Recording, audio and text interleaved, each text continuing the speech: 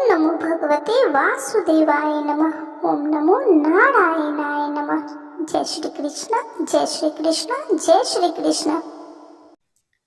बंधुजनों, आज हम फाल्गुन मास की विजया तथा आमलकी एकादशी का महत्व जानेंगे तथा इसकी कथा सुनेंगे। तो बोलिए ओम नमो भगवते वासुदेवाय नमः। ओम नमो नारायणाय नमः। जय श्री कृष्ण, जय श्री कृष्ण, जय श्री कृष्ण। तो चलिए कथा प्रारंभ करते हैं। युधिष्ठिर ने पूछा, हे वासुदेव, फाल्गुन के कृष्ण पक्ष में किस नाम की एकादशी होती है और उसका व्रत करने की विधि क्या है, कृपा करके बताइए। भगवान श्री कृष्ण बोले कि हे युधिष्ठिर, एक बार नारद जी ने ब्रह्मा जी से फाल्गुन के कृष्ण पक्ष की विजया एकादशी के व्रत से होने वाले पुण्य के बारे में पूछा था तथा ब्रह्मा जी ने इस व्रत के बारे में उन्हें जो कथा और विधि बताई थी उसे सुनो। ब्रह्मा जी ने कहा कि हे नारद, यह व्रत बहुत ही प्राचीन, पवित्र और पाप नाशक है। यह एकादशी राजाओं को विजय प्रदान करती है, इसमें तनिक भी संदेह नहीं है। त्रेता युग में मर्यादा पुरुषोत्तम श्री रामचंद्र जी जब लंका पर चढ़ाई करने के लिए समुद्र के किनारे पहुंचे, तब उन्हें समुद्र को पार करने का कोई उपाय नहीं सूझ रहा था।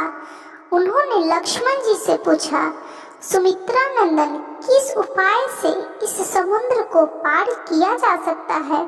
यह अत्यंत अगाध और भयंकर जल जंतुओं से भरा हुआ है। मुझे ऐसा कोई उपाय नहीं दिखाई देता जिससे इसको सुगमता से पार किया जा सके। लक्ष्मण जी बोले कि हे प्रभु, आप ही आदि देव और पुराण पुरुष पुरुषोत्तम हैं। आपसे क्या छिपा है? यहाँ से आधे योजन की दूरी पर कुमारी द्वीप में बकदालभ्य नामक मुनि रहते हैं। आप उन प्राचीन मुनीश्वर के पास जाकर उन्हीं से इसका उपाय पूछिए। श्री रामचंद्र जी महामुनि बकदालभ्य के आश्रम पहुँचे और उन्होंने मुनि बकदालभ्य को प्रणाम किया। महर्षि ने प्रसन्न होकर श्री राम जी के आगमन का कारण पूछा। श्री राम जी बोले कि हे ब्राह्मण, हे ऋषि मुनि, मैं लंका पर चढ़ाई करने के उद्देश्य से अपनी सेना सहित यहाँ आया हूँ। हे ऋषि मुनि, अब जिस प्रकार समुद्र पार किया जा सके, कृपा करके वह उपाय मुझे बतलाइए। बकदालभ्य मुनि ने कहा, हे श्री राम जी, फाल्गुन के कृष्ण पक्ष में जो विजया नाम की एकादशी होती है, उसका व्रत अनुष्ठान करने से आपकी विजय होगी। निश्चय ही आप आपकी वानर सेना के साथ समुद्र को पार कर लेंगे। हे राजन, आप इस व्रत की फलदायक विधि सुनिए।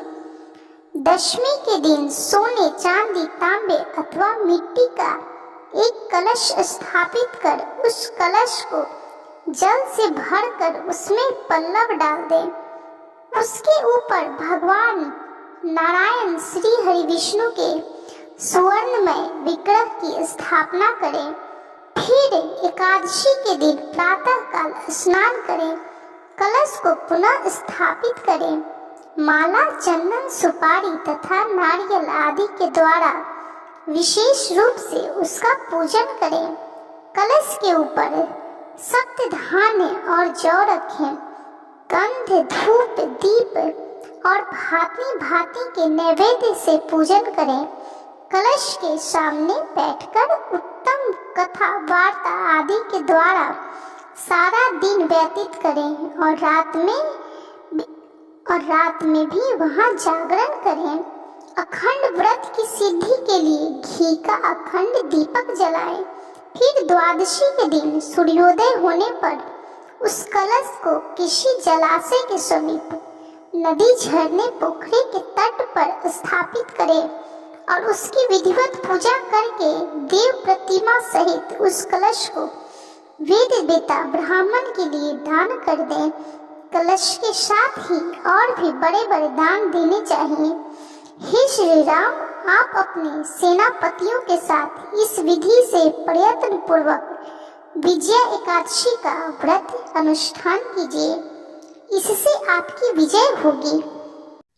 ब्रह्मा जी कहते हैं कि हे नारद मुनि, यह सुनकर श्री रामचंद्र जी ने मुनि के कथनानुसार उस समय विजया एकादशी व्रत का अनुष्ठान पूरे मन से इस व्रत का पालन किया।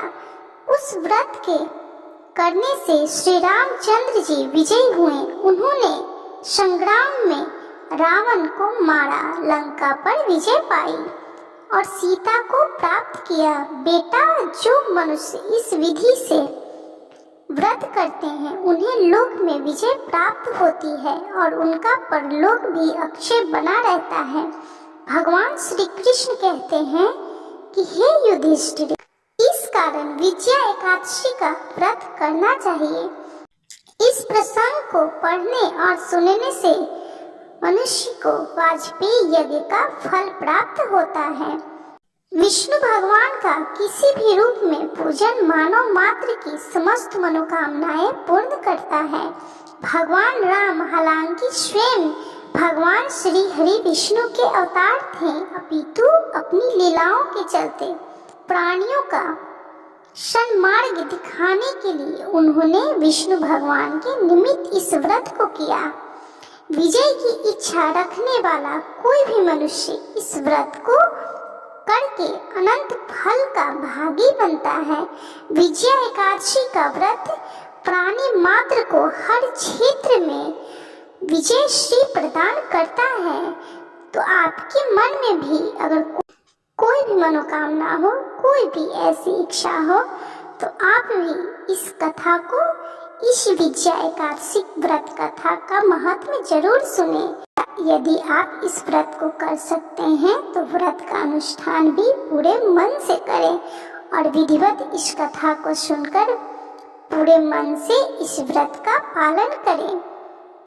जो पुण्य चंद्र या सूर्य ग्रहण में स्नान या दान से होता है तथा जो पुण्य अन्न जल स्वर्ण भूमि गौ तथा कन्यादान तथा अश्वमेध आदि यज्ञ करने से होता है, जो पुण्य तीर्थ यात्रा तथा कठिन तपस्या करने से होता है, उससे भी अधिक पुण्य एकादशी का व्रत रखने से होता है। एकादशी व्रत रखने से शरीर स्वस्थ रहता है, अंतर मन की मैल धुल जाती है, हृदय शुद्ध हो जाता है, श्रद्धा भक्ति उत्पन्न हो जाती है।